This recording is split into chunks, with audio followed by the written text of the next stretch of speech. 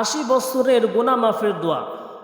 আমরা তো পৃথিবীতে 10 বছর, 5 বছর, কেউ 50 বছর, সর্বোচ্চ 100 বছর বয়স আমরা এমনভাবে বেঁচে থাকবো, এটা আমাদের ধারণা। কিন্তু আপনি যদি এই দোয়াটি পড়ুন, আল্লাহ তাআলা আপনার 80 বছরের গুনাহ মাফ করে দেবেন। সুবহানাল্লাহ। আপনি যদি 80 বছর পূর্বে মারা যান অথবা পরেও মারা যান, আল্লাহ তাআলা আপনার 80 বছরের গুনাহ মাফ করে দেবেন। সুবহানাল্লাহ।